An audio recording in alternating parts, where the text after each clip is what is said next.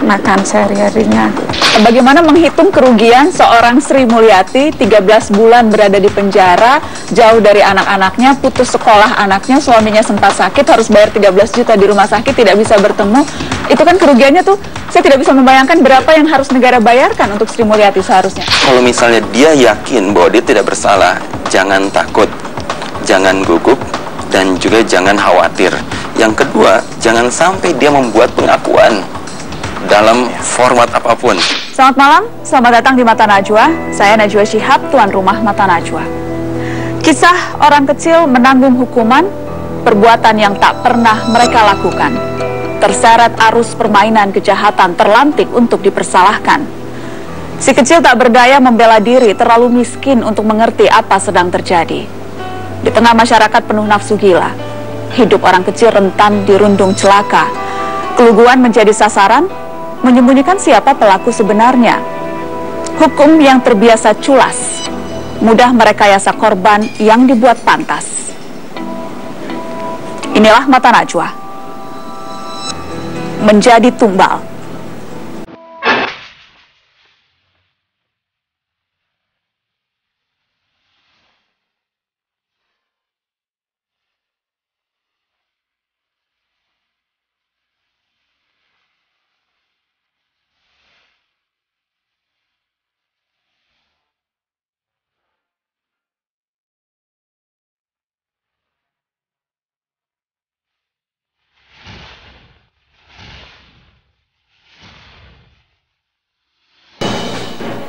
Pekerjaan rutinnya sebagai office boy di PT Refill Jakarta, namun kehidupannya sontak berubah ketika ditunjuk sebagai direktur utama di PT Imaji Media, perusahaan milik Rifan Afran. Tak disangka penjara menjadi ganjaran pria yang tak lulus sekolah dasar ini. Kasus korupsi pengadaan Videotron menyeret Hendra Saputra ke Bui. Apa alasan saudara mencatut nama saya menjadi direktur PT Imaji sedangkan saya office boy? Ada peluang untuk kerjasama. Perusahaannya ada. Pertanyaan bagi kami, PT ini milik siapa ini sebenarnya? Bohong semua yang mulia. Keberatan semua, bohong. Gak cuman bohong, fitnah itu.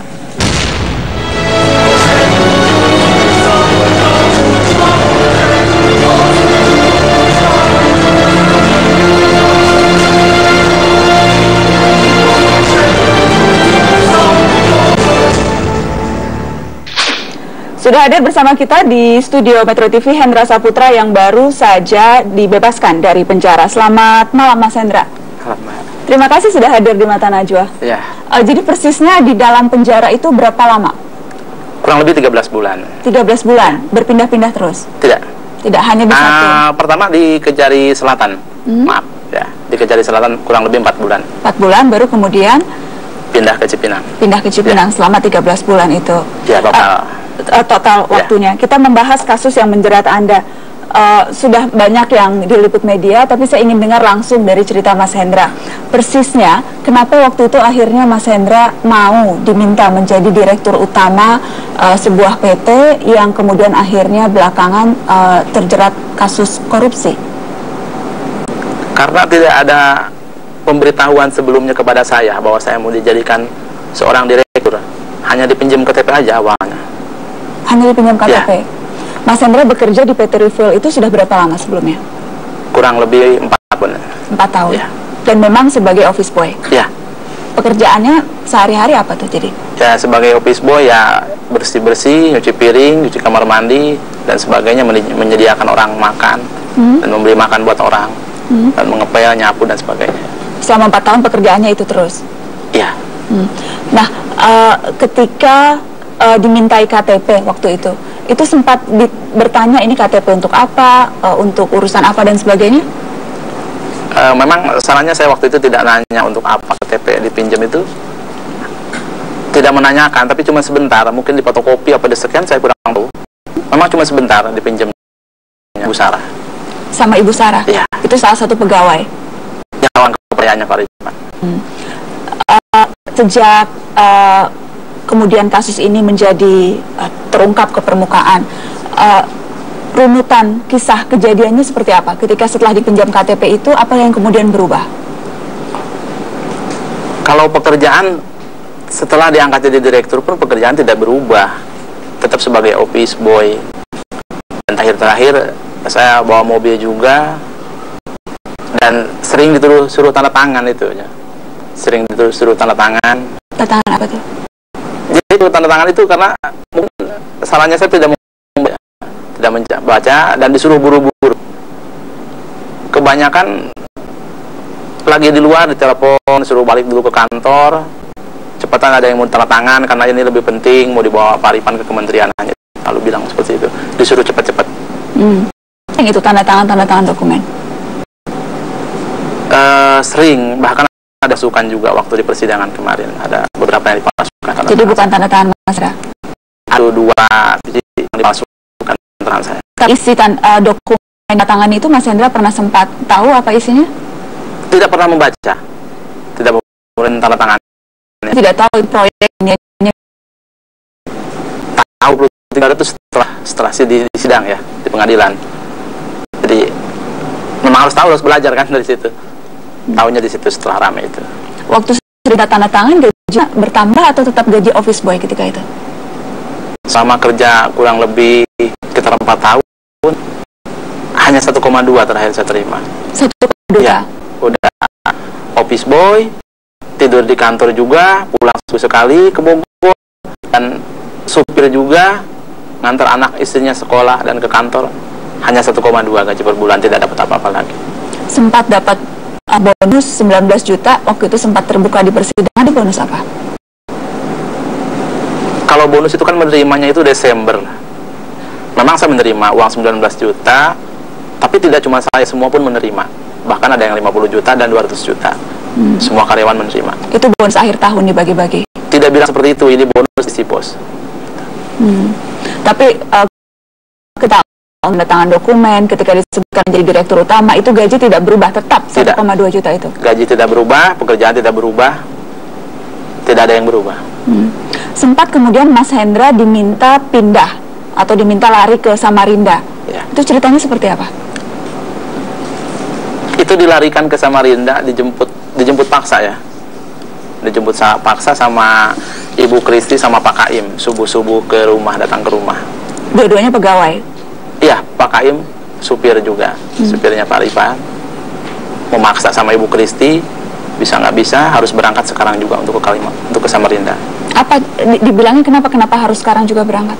Ada kerjaan di sana untuk membantu omnya di sana, kerjaan mendadak 1 atau 2 bulan di sana kurang lebih dibilang. Mas Hendra nggak curiga tuh, kenapa kok tiba-tiba saya harus ke Samarinda? Tidak, karena sebelumnya itu memang sama omnya sudah kena juga ya di kantor ya. Mungkin ada kerjaan sibuk di sana, ya udahlah. Akhirnya saya berangkat ke sana. Tidak punya curiga apa-apa sebelum itu. Sama anak istri juga ke sana? Iya, sama anak istri, sama Ahmad Kamaludin yang dijadikan komisaris PT Imaji juga yang jadi korban juga. Jadi akhirnya berempat ada di Samarinda? Iya, berempat. Akhirnya kasus ini mencuat, pertama kali Mas Hendra dengar dari siapa? Bahwa ternyata Mas Hendra dijadikan tersangka, lagi dicari-cari oleh polisi. Dari keluarga telepon ke sana. Dari keluarga mengabarkan sudah banyak yang nyari ke rumah, katanya buser. Yang nggak tahu, mungkin di rumah kan nggak tahu, namanya orang kampung kan. Ternyata dari Kejaksaan ke desa Cisalada itu sudah nyari-nyari nama Hendra Saputra. Ternyata nggak ada di kampung Cukanggale, itu nggak ada. Padahal adanya di Samarinda. Ya. Jadi keluarga kemudian memberitahu Mas Hendra ada di Samarinda?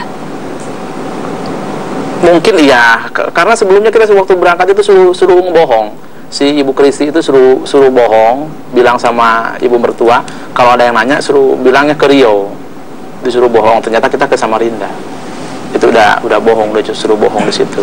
Mas Hendra tahu siapa tuh yang mengatur semuanya? Mengatur skenario harus dibawa ke Samarinda, diminta berbohong ke Rio dan sebagainya. Aripan.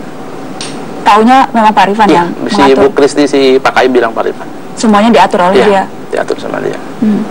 Akhirnya Mas Hendra ditangkap? Ya, ditangkap.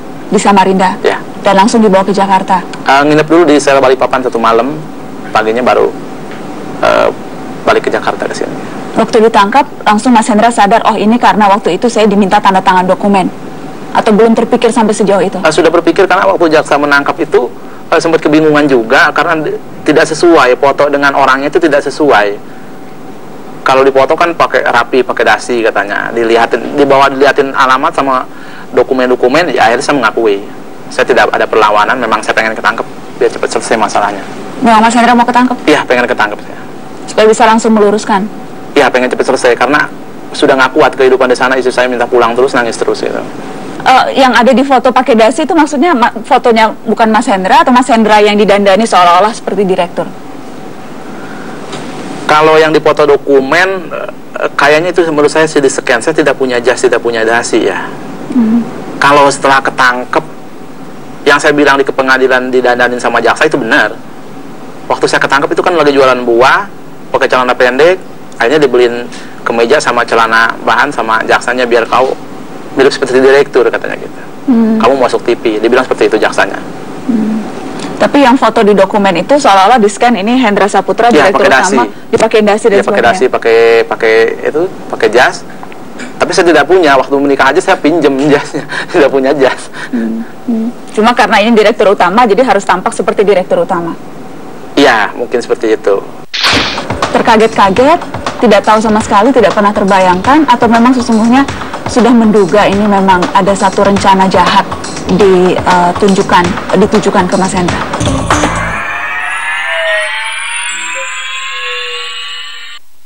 Dipersembahkan. Keluarga saya semua pada sabar, istri saya yang sangat kuat, perjuangan kesana kemari. Ketika kita belajar harus ikhlas, akhirnya alhamdulillah bisa berkumpul lagi bersama anak istri sekarang. Apa saja yang waktu itu dilakukan istri untuk memperjuangkan suaminya supaya bebas? Dia sempat demo juga ke KPK sama grup di Bandung, Pak Dodi itu yang Gaza, gabungan anak jalanan, sempat demo juga minta keadilannya, masa harus suami saya yang ditahan gitu kan. Kan buktinya, faktanya tidak ada, tidak punya apa-apa. Sempat ke LPSK juga, terus ketemu pengacara juga di Bandung, termasuk alhamdulillah termasuk pahlawan di pemberani dia. Setelah saya di penjara, dia yang aktif di luar itu. Aktif membebaskan suaminya? Ya, bersama pengacara yang lainnya. Yang jelas bos Anda sekarang juga akhirnya duduk di pengadilan menjadi terdakwa, dan dalam salah satu sidang sempat mengatakan menyesal dan meminta maaf. Sempat mendengar permintaan maaf dari Rifan itu? Ya, memang dia waktu menjadi kesaksian saya itu dia mengakui dia yang membiayain PT Imaji, dia yang mendanain semua. Hendra ini tidak tahu apa-apa, tolong ringankanlah Hendra. Masih dia memang korban, tidak tahu apa-apa, bilang seperti itu aja sih. Di depan, di samping saya waktu itu. Anda sudah memaafkan? Insya Allah lagi belajar, insya Allah. Jadi masih belum ikhlas? Lagi belajar mau ikhlasin. Lagi belajar mau ikhlaskan? Ya, lagi belajar karena harus begitu ya, harus ikhlas. Sudah sempat komunikasi langsung lagi? Kalau sekarang ini setelah keluar nggak ada, belum. Terakhir salaman saya berpelukan sama dia waktu Lebaran kemarin sama keluarganya. Saya salaman biasa, seperti biasa aja. Selama proses persidangan, selama di penjara, sempat ada bantuan hukum atau paling tidak bantuan dari PT tempat Mas Hendra bekerja tidak? Sampai sekarang ini spesial pun tidak ada tanggung jawabnya kepada saya maupun anak istri saya, keluarga tidak ada. Dari keluarga Paripan tidak ada. Mas Hendra mengharapkan itu? Saya tidak bisa menjawab soal itu. Saya apapun sekarang harus konsultasi dulu ke pengacara, karena pengacara yang pegang semua. Gitu. Karena mereka itu sangat tulus banget membantu dari awal sampai pulang pun ke rumah dia yang nganterin. Jam 10 malam itu pengacara itu. Dia sangat tulus banget membantu. Ketika lepas dari Cipinang? Ya, dia ngejemput ke Cipinang, dia nganterin ke rumah sampai ketemu ibu saya, semua pada nangis, dia ketemu. Siapa yang membiayai pengacara dan sebagainya? Saya kurang tahu. Tapi bukan dari uang Mas Hendra? Bukan. Jangankan buat pengacara, saya bilang di depan hakim 100 juta pun seumur hidup saya belum pernah punya. Saudara punya tabungan, kata hakim, ada yang mulia berapa isinya? 60.000. Sampai dibilang hakimnya direktur bodong dihadirkan, bilang seperti itu. Hakimnya sendiri, Ibu Nani. Jadi tabungan terakhir hanya Rp16.000? 60.000 rupiah terakhir. Saya sudah siap segala macamnya pas dari awal juga. Memang tidak punya apa-apa, ya mau diapain juga terserah. Memang saya orang kecil, tidak punya apa-apa ya. Dan memang merasa ini menjadi tumbal, dikorbankan. Ya, sangat merasa korban. Tapi status terpidana, karena sekarang ada catatan didakwa pernah korupsi, itu kan catatan yang selamanya akan ada terus. Ya. Mencari kerja mungkin agak susah sekarang. Saya sih berharap tidak jadi apa, tidak ke Jakarta lagi juga tidak jadi masalah ya. Biarpun saya tukang bangunan pun saya ikhlas. Saya bahagia bersama anak istri saya. Yang penting saya bisa kumpul bersama anak istri daripada saya bekerja di sebuah kantor yang ujung-ujungnya dijadikan office boy, direktur bodong, ujung-ujungnya di penjara ya. Lebih baik saya bekerja di bangunan, saya bisa kumpul bersama anak istri, itu lebih bahagia buat saya. Kok saya yang ditangkap, bukannya manajer apa bosnya saya? Apa saya dibuat kambing hitam mereka? Saya bilang gitu. Oh tidak, nanti bosnya saya panggil hari Senin. Tapi sampai saya keluar itu tidak ada pemanggilan sama sekali. Kambing hitam berikutnya datang dari Semarang, Jawa Tengah.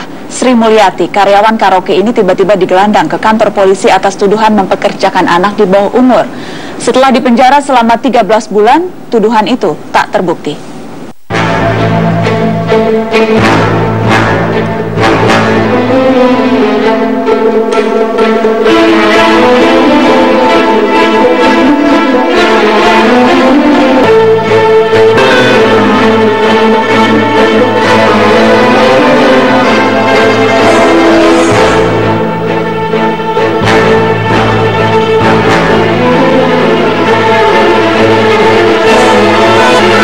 Itu waktu pertangkapannya, waktu ada operasi malam tanggal 8 hari Rabu, seingat saya itu kan hari libur saya.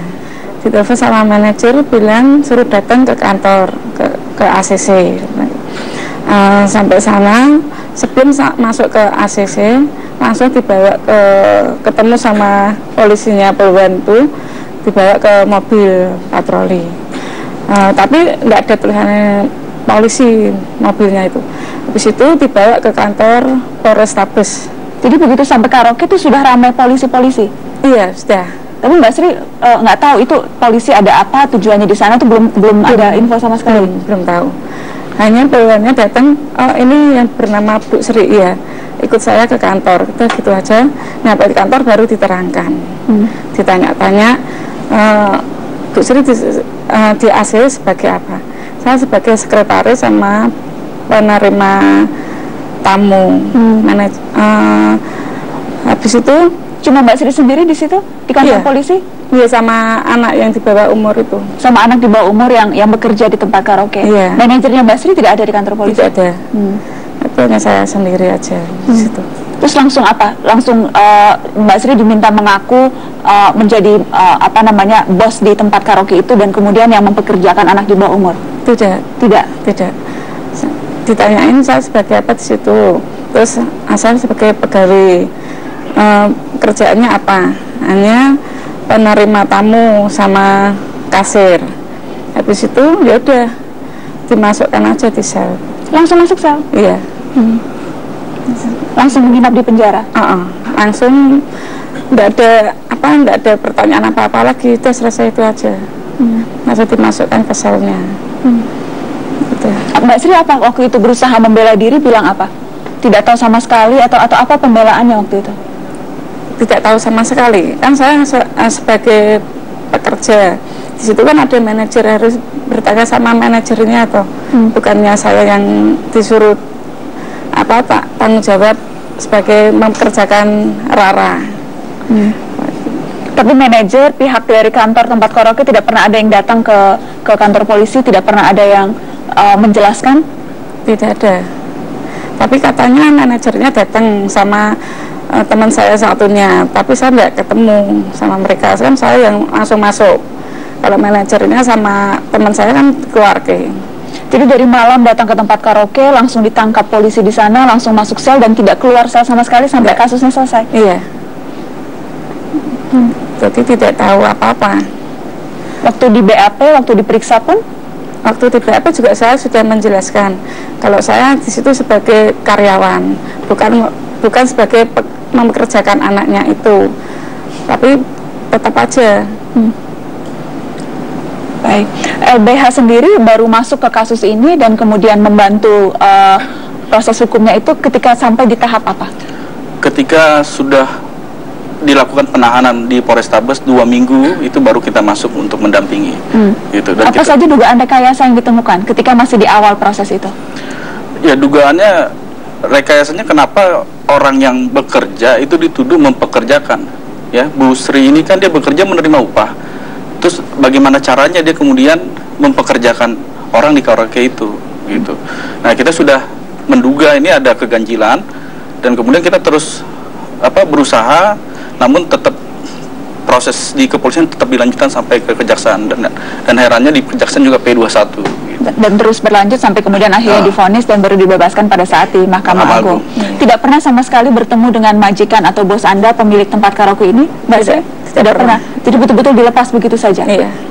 Tidak ada upaya komunikasi, upaya bantuan atau apapun? Tidak ada. Jadi yang Mbak Sri tangkap memang ini sengaja? Iya. Karena sengaja dimasukkan, saya kan juga bilang sama polisinya, kok saya yang ditangkap, bukannya manajer apa bosnya saya, apa saya dibuat kambing hitam mereka, saya bilang gitu. Oh tidak, nanti bosnya saya panggil hari Senin. Tapi sampai saya keluar itu tidak ada pemanggilan sama sekali. Dan selama di penjara 13 bulan, Mbak Sri dan keluarga seperti apa, Mbak? Ya, waktu itu anak kan yang 3 masih sekolah, tapi yang nomor 2 udah minta keluar dari sekolah buat bantu keuangan di rumah. Terus yang habis itu yang ketiga juga minta keluar juga. Jadi yang masih sekolah, yang masih kecil, yang terakhir itu yang masih sekolah, yang lainnya. Jadi anak-anak putus sekolah semua? Iya, itu SMP kelas 2. Yang satu SMP kelas 3, yang satu SMP kelas 2. Tidak ada yang lanjut sekolah karena ibunya di penjara? Iya, tidak ada. Selama ini Ibu Sri yang kerja sendirian waktu dulu. Tapi setelah saya masuk di penjara tidak ada yang membantu, mereka berusaha sendiri. Saya dengar suami juga sempat sakit waktu di penjara, Mbak Sri? Iya, sampai koma. Waktu itu koma, saya minta izin sama pengacara buat keluar ke 1 jam apa 2 jam buat nengok suami, tapi itu sampai suami saya dikabari mau meninggal juga tidak ada sama sekali buat usaha keluar itu, tidak diizinin. Jadi suami di rumah sakit, Mbak Sri di penjara. Jadi anak-anak waktu itu sama siapa, Mbak? Sendirian. Sendirian? Iya. 3 anak itu sendirian. Terus yang nunggu suami yang di rumah sakit itu, masuk rumah sakit aja sampai suami 1 minggu, kalau udah 1 minggu 2 minggu itu udah sadar, terus berhubung nggak bisa membayar, dia keluar paksa aja, masih berutang sama rumah sakit sampai sekarang. Utang berapa, Mbak Sri? Waktu itu habis 13 juta. 13 juta untuk biaya suami di rumah sakit. Itu juga sampai sekarang belum lunas. Pak, bagaimana menghitung kerugian seorang Sri Mulyati 13 bulan berada di penjara, jauh dari anak-anaknya, putus sekolah anaknya, suaminya sempat sakit, harus bayar 13 juta di rumah sakit, tidak bisa bertemu. Itu kan kerugiannya tuh, saya tidak bisa membayangkan berapa yang harus negara bayarkan untuk Sri Mulyati seharusnya. Hukum ini berlanjut ketika ditahan dan sebagainya. Vonis yang pertama dijatuhkan, vonisnya berapa tahun? Vonis pertama di Pengadilan Negeri Semarang itu 8 bulan. 8 bulan? 8 bulan. Kemudian jaksanya yang banding, justru lebih dulu jaksa banding itu di Pengadilan Tinggi jadi 1 tahun. Dan kemudian kita kasasi ke Mahkamah Agung dan kemudian dibebaskan. Tapi ketika divonis di awal sempat juga ada uang denda yang harus dibayarkan oleh Mbak Sri? Ya, ada uang denda gitu yang harus dibayar. Sebanyak 2 juta? 2 juta. Sudah dibayar justru. Sudah dibayar. Siapa itu, Mbak, yang bayar uang denda? Anak-anak. Ngumpulin sama kan kurang sedikit, pinjam sama temannya. biar waktu lebaran itu ibunya bisa keluar, bisa kumpul sama keluarga gitu. Tapi nyatanya tidak bisa keluar, masih jalanin lagi 1 bulan. Padahal harusnya itu kalau udah bayar 2 juta itu bisa keluar, tapi tidak bisa, masih tetap jalani lagi satu bulan. Jadi itu uang anak-anak untuk ngumpulin, iya, supaya ibunya bisa keluar, iya. 2 juta rupiah. Majikan atau pemilik karaoke ini sampai sekarang apakah sudah diproses kepolisian dengan dibebaskannya Mbak Sri oleh Mahkamah Agung? Kita sudah melaporkan ke Polda. Sampai hari ini belum ada proses yang signifikan gitu, jadi belum terjamah sama sekali. Padahal kalau kita membaca putusan Mahkamah Agung, jelas di situ disebutkan bahwa yang bertanggung jawab itu bukan Bu Sri Mulyati, tetapi Santoso dan Joni. Gitu. Spesifik disebutkan 2 orang yang bertanggung jawab. Jadi sebenarnya tidak terlalu sulit bagi penyidik kepolisian ya, dalam hal ini Polda, untuk menangkap pelaku yang sebenarnya. Di situ sudah tertulis jelas. Dan itu juga sudah Anda laporkan ke kepolisian? Sudah kita laporkan. Tapi tidak sama sekali tidak tersentuh oleh hukum 2 orang ini? Buktinya sampai hari ini belum ada progres gitu. Dan kita juga tetap mempertanyakan kepolisian gitu. Mengapa 2 orang itu belum diproses sampai hari ini? Tempat karaoke-nya sendiri, tempat di mana Mbak Sri sempat bekerja masih ada? Masih ada. Masih beroperasi? Masih beroperasi. Dan 2 orang itu masih berada di sana begitu? Kalau 2 orang itu masih ada di sana, saya tidak tahu. Tapi yang kita tahu, karaoke-nya itu masih beroperasi. Karaoke-nya masih beroperasi. Baik. Setelah segala hal yang dialami oleh Mbak Sri, Anda sebagai kuasa hukum dan teman-teman di LBH Mawar Saron mengajukan ganti rugi. Ya, prosesnya sudah sejauh mana ini? Prosesnya saat ini sudah dikabulkan ya. Apa persisnya? Berapa jumlah? Bagaimana menghitung kerugian seorang Sri Mulyati 13 bulan berada di penjara, jauh dari anak-anaknya, putus sekolah anaknya, suaminya sempat sakit, harus bayar 13 juta di rumah sakit, tidak bisa bertemu. Itu kan kerugiannya tuh, saya tidak bisa membayangkan berapa yang harus negara bayarkan untuk Sri Mulyati seharusnya. Yang Anda minta berapa? Kita menghitungnya begini, berdasarkan PP itu kan normatifnya hanya 1 juta. 1 juta? Iya, PP 27 tahun 1983, makanya kita berharap itu segera direvisi. Itu hanya 1 juta. Nah, kemudian kita menempatkan juga kerugian-kerugian yang dialami oleh Ibu Sri. Jadi kita ada sebutkan misalnya biaya-biaya selama dia di dalam, ya, terus biaya-biaya yang dikeluarkan. Denda 2 juta yang tadi anak-anaknya kumpulkan itu juga ya, kita mintakan semua. Kita mintakan. Jadi total yang kita minta memang hanya 22 juta. 22 juta. 22 juta yang dikabulkan oleh pengadilan tinggi itu hanya 5 juta dan dikembalikan 2 jutanya. Jadi 7 juta sebenarnya. 7 juta rupiah? Iya, jadi yang ganti kerugiannya 5 juta, yang sudah dibayarkan kan harus dikembalikan. Gitu, jadi 7 juta. Hitung-hitungan pengadilan 5 juta untuk segala hal yang sudah dialami Mbak Sri itu hitung-hitungannya dari mana, Mas Guntur? Ya, menurut saya mungkin rasa keadilannya, keadilan hakim ya. Karena kalau normatif saja berdasarkan PP kan hanya 1 juta. Gitu. Misalnya soal gaji yang seharusnya diterima selama 13 bulan, itu seharusnya bisa masuk pertimbangan hakim ya? Termasuk itu. Yang Anda mintakan? Yang kita mintakan termasuk itu. Jadi totalnya adalah 22 juta. Nah, yang dikabulkan hanya 5 juta. Gitu. Sudah dapat uangnya Mbak 5 juta? Belum. Belum dapat juga uang 5 juta itu? Belum dapat. Gimana uang 5 juta Mbak Sri? Uangnya secara nominal mungkin kita bisa bilang itu sangat tidak cukup begitu ya untuk mengkompensasi apa yang sudah dialami, tapi itu pun belum turun? Belum turun. Kita masih mengajukan permohonan ke Ketua Pengadilan Negeri Semarang agar bersurat ke Kementerian Hukum ya untuk menyediakan dana pembayaran ganti kerugian. Tapi sampai saat ini surat itu belum direspon. Gitu. Kemarin sempat kita berkoordinasi, katanya sedang dipelajari.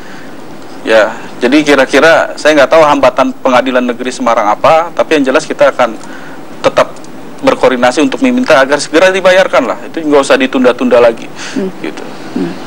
Mbak Sri sekarang sudah bekerja lagi, Mbak? Sudah bekerja?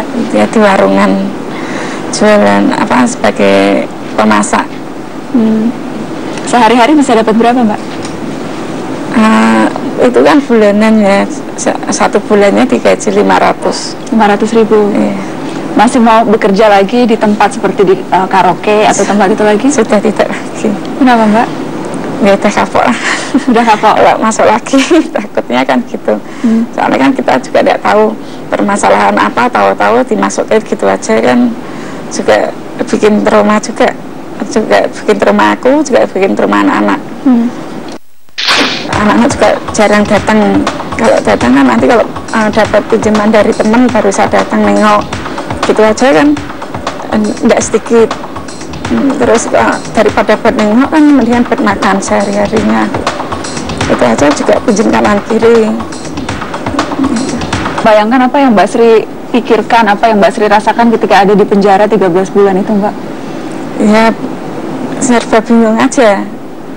Anak-anak gimana, kehidupannya gimana, sekolahnya gimana, kan tidak tahu. Anak-anak juga jarang datang. Kalau datang kan nanti kalau dapat pinjaman dari teman baru saya datang nengok, gitu aja kan, enggak sedikit. Terus daripada buat nengok kan mendingan buat makan sehari-harinya, gitu. Itu aja juga pinjam kanan kiri. Gitu. Dan selama itu teman-teman di tempat karaoke atau bos tempat karaoke itu tidak pernah menghubungi Mbak Sri sama sekali? Tidak. Ya ada teman yang bantu anak-anak, ngasih uang sedikit buat makan, gitu aja. Tapi kalau bosnya enggak. Sampai sekarang juga belum pernah ketemu bosnya lagi? Tidak pernah. Sampai sekarang tidak pernah. Masih mau ketemu tapi Mbak Sri? Masih mau memarahi, marah-marah, atau masih mau menuntut apa? Saya membayangkan Anda pastinya gitu.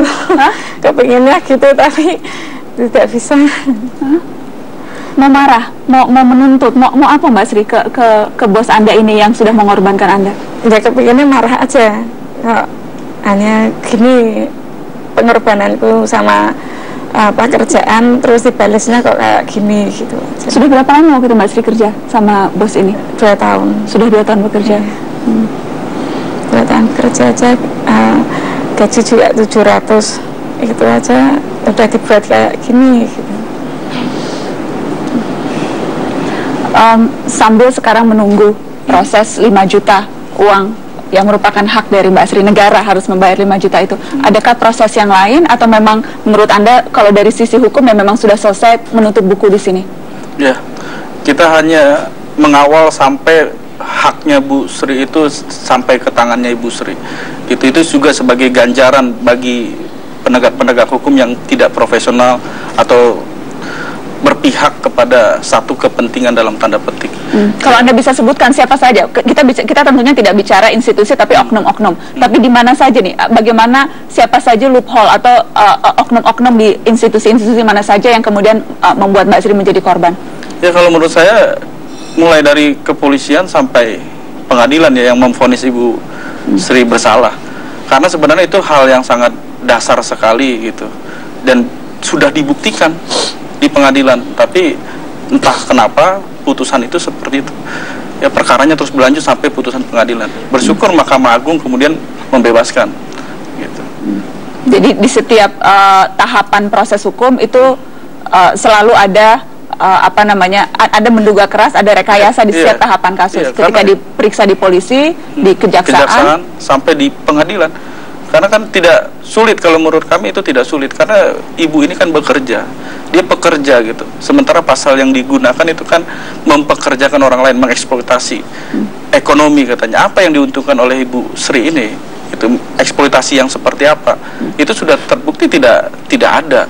Dia hanya menerima upah sebesar 700.000 rupiah setiap bulannya, gitu. Dan itulah yang diputuskan oleh Mahkamah Agung. Dan Rara itu yang menerima upah juga dari karaoke itu. Anak di bawah umur yang dipekerjakan, yang dituduh dipekerjakan oleh Mbak Sri. Justru kan harusnya pengusahanya ya yang memberikan upah kepada anak itu. Dan 2 orang ini masih bebas sampai sekarang. 2 orang ini masih bebas dan saya rasa itu tanggung jawab kepolisian lah untuk menegakkan hukum itu dengan benar. Gitu. Ini sudah jelas, pengadilan Mahkamah Agung sudah menyatakan Bu Sri Mulyati tidak dapat dipersalahkan untuk bertanggung jawab terhadap kasus yang dideritanya. Dan bahkan putusan Mahkamah Agung menyebutkan yang bertanggung jawab itu adalah Joni sebagai manajer dan Santoso sebagai pemilik. Itu yang dikatakan bertanggung jawab. Kalau itu pun ditafsirkan sulit oleh kepolisian hari ini ya silahkan saja gitu. Masyarakat yang menilai. Baik. Uang 5 juta itu Mbak Sri itu jumlah uangnya atau ada hal lain yang Anda inginkan dengan uang 5 juta itu? memang jumlahnya tentunya akan sangat berarti, berguna untuk Mbak Sri dan keluarga. Tapi adakah simbol lain dari uang itu untuk menunjukkan, membersihkan nama Mbak Sri, untuk menunjukkan memang bahwa Mbak Sri tidak melakukan apa yang dituduhkan, untuk menghilangkan mungkin ada orang yang berprasangka buruk? Iya. Itu artinya? Gitu. Kan memang saya tidak bersalah, tapi kan tetap aja jalani segitu lama nih. Walaupun itu 1 tahun, tapi kan sama aja membuang kumpul sama anak-anak, nyari uang gitu. Ya semua yang akan terus membekas ya Mbak? Iya. Pengalaman hidup yang tidak mungkin bisa digantikan oleh apapun. Baik. Benar. Mbak Ati mengalami trauma psikologis yang cukup dalam. Saya memaklumi karena perjalanan ini memakan waktu 3 tahun. Sampai detik ini pun belum membuahkan hasil apa-apa. Hukum dari Jawa Timur ini tak kalah miris. Atik Sulistyo Utami menjadi kambing hitam atas raibnya uang 850 juta dari brankas di Bank Jatim cabang Gresik. Atik dibuat tak berdaya ketika harus berhadapan dengan perusahaan tempat dia bekerja.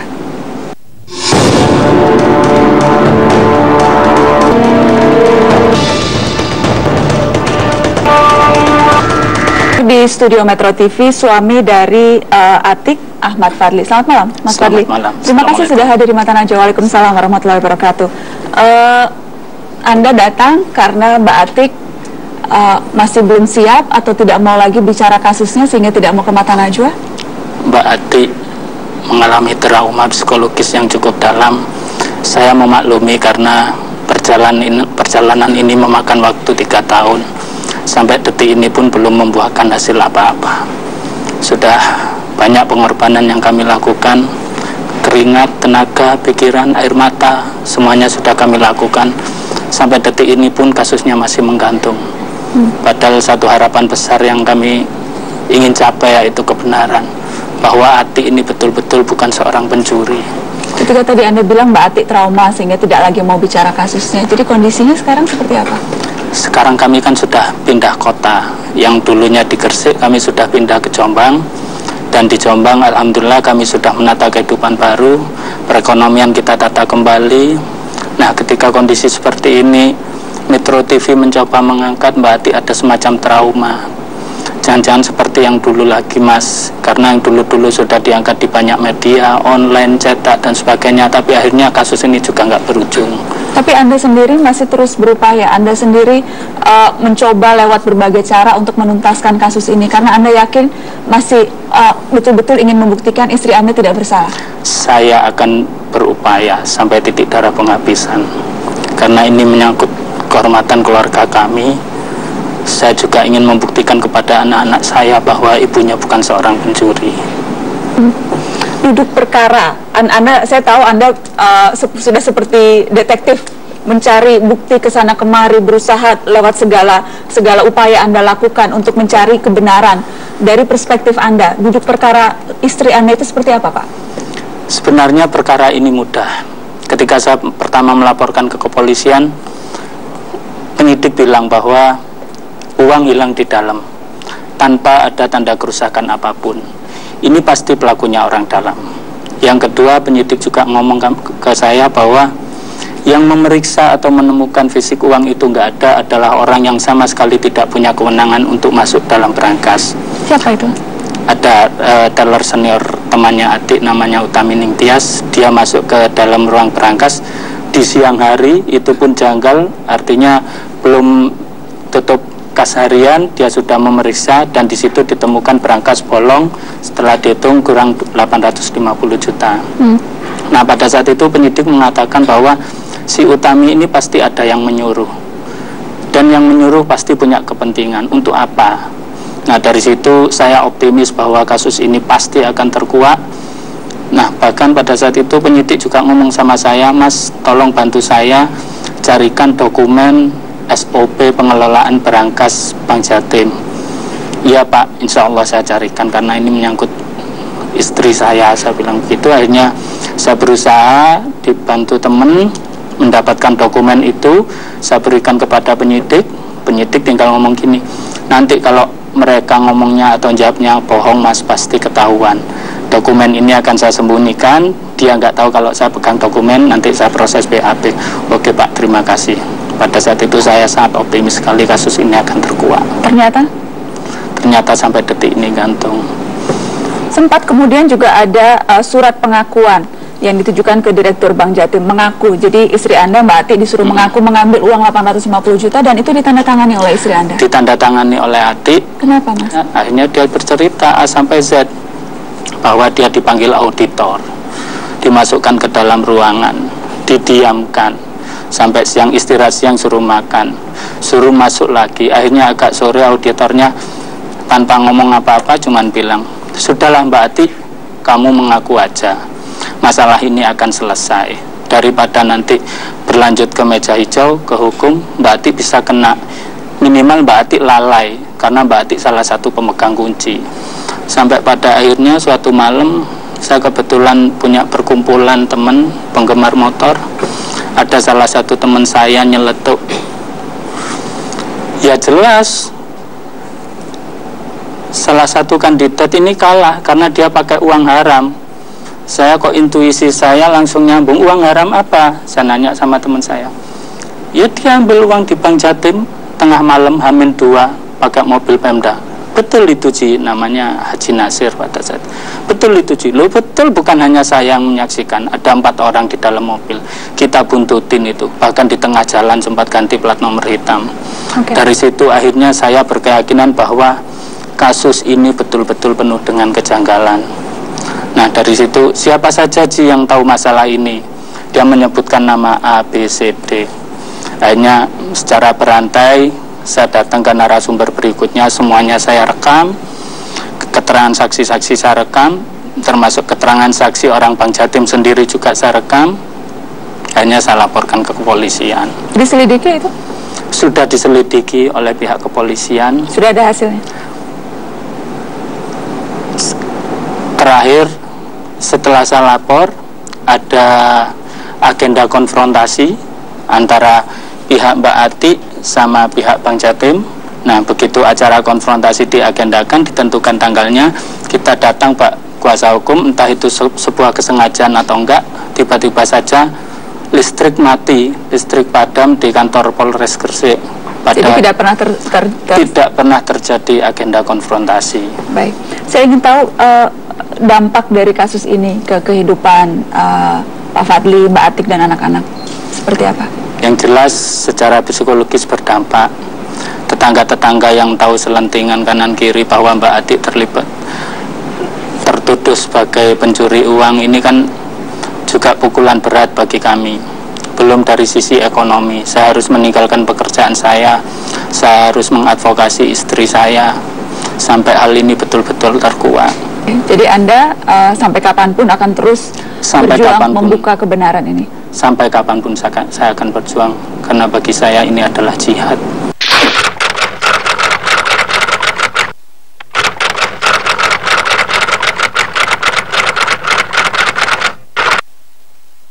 Ati itu kan koordinator dia. Sebagai koordinator dia bertanggung jawab atas uang yang ada di di dalam kelas. Jadi pintu kelas itu ada 3 orang ya penanggung jawabnya. Yang pertama itu pintu kelas besar, itu penanggung jawabnya adalah pemimpin bidang operasional. Jadi kuncinya yang pegang sama kode itu pemimpin bidang operasional yang dijabat oleh Sudiono Arifin.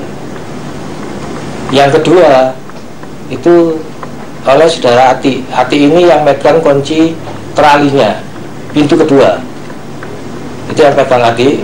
Terus yang ketiga itu kunci berangkas, itu dipegang oleh saudara Eni. Eni ini penyelia tellernya. Artinya saudara Ati kalau dia yang pegang, dia biasa keluar masuk untuk mengambil uang tersebut.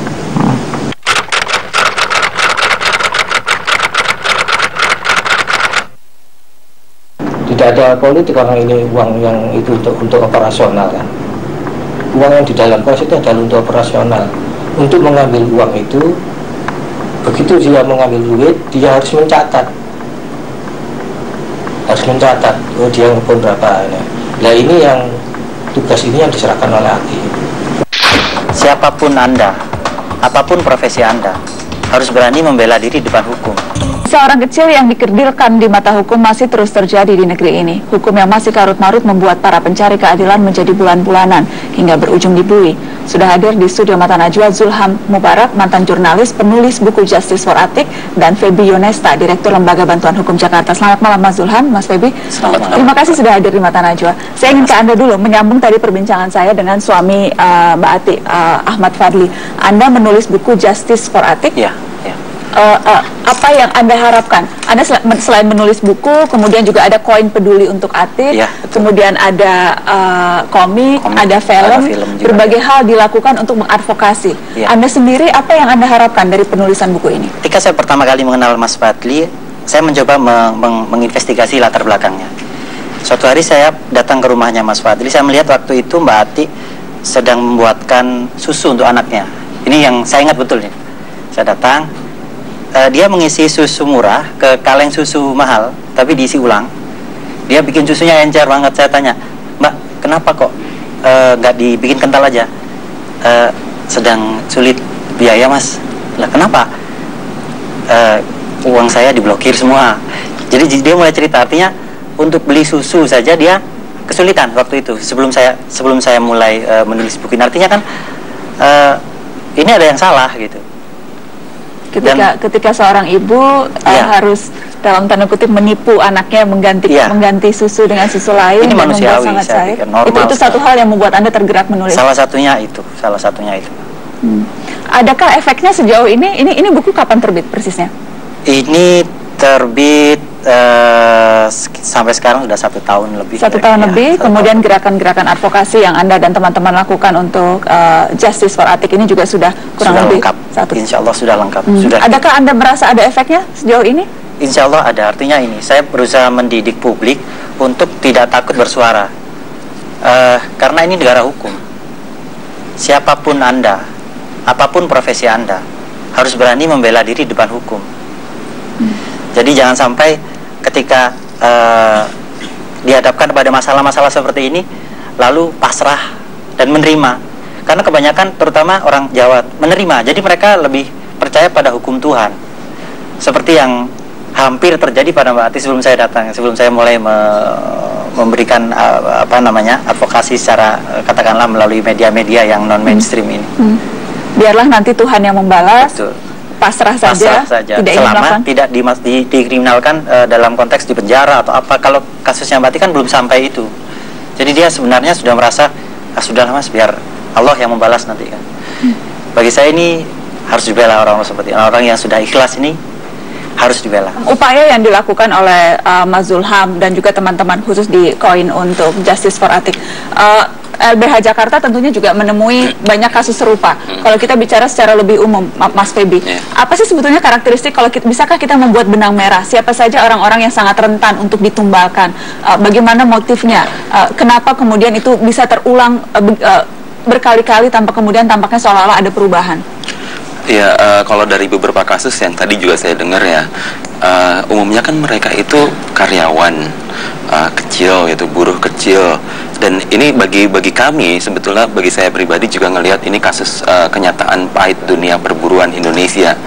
Bukan hanya mereka upahnya juga jauh dari minimum, jauh dari layak, dan kemudian juga pendidikan yang tidak tinggi, dan kemudian tidak mampu dan juga tidak berdaya untuk melakukan perlawanan hukum. Itu karakteristik dari mereka, dan para pelaku kejahatan yang kemudian menumbalkan mereka juga berpikir bahwa mereka itu bisa digunain untuk melindungi kepentingannya si para pelaku itu. Dari yang Anda temui sendiri di LBH Jakarta, bisa tidak dibuat paling tidak yang LBH Anda lakukan begitu ya, dalam 1 tahun tuh kira-kira seberapa banyak sih korban rekayasa kasus orang-orang kecil ini? Kalau untuk tahun ini aja ya, misalnya tahun ini memang kami banyak menangani kasus litigasi rekayasa kasus itu sampai dengan 70 kasus. 70 kasus? Untuk tahun ini saja. Di Jakarta saja? Yang kami, tapi dengan tipologi yang berbeda, semua berbeda. Pastinya.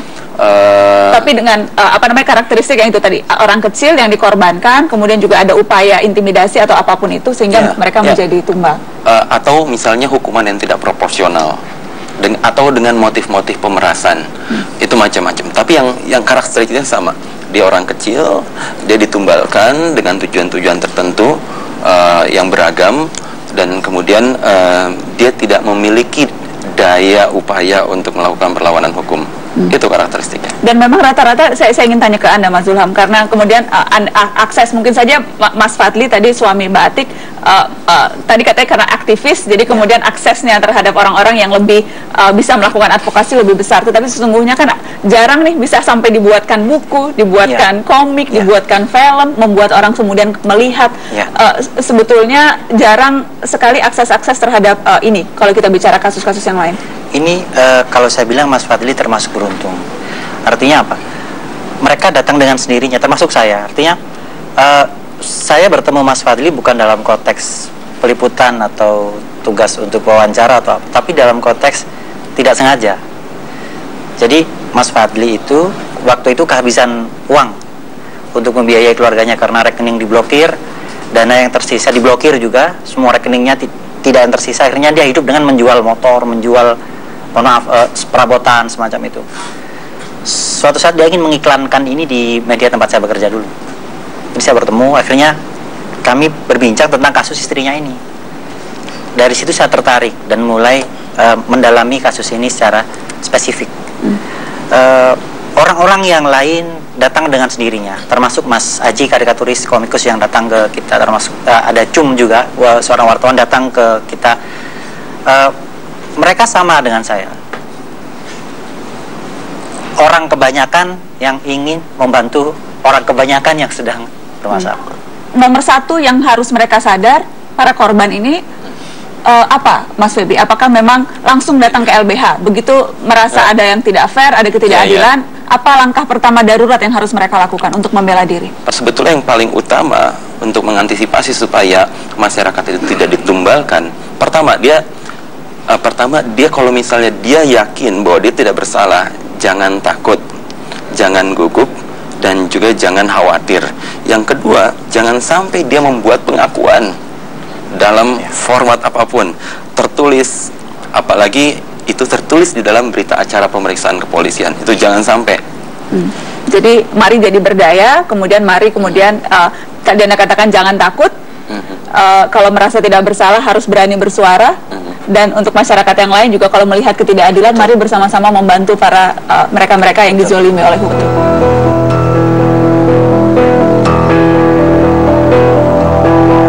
Saat hukum terbeli begitu mudah, langit keadilan runtuh menimpa si lemah. Hukum yang mengabdi materi menumbalkan orang kecil bertubi-tubi. Terhukum menutupi laku majikannya, tak peduli hidup manusia hancur bersama keluarganya. Dalam bisu di penjara begitu saja, seketika tulang punggung keluarga patah. Atas dasar apa kita menerima ketika peradilan sesat melayani si kaya yang berkuasa? Keadilan jadi barang sukar ketika hukum hanya tegak pada yang bayar.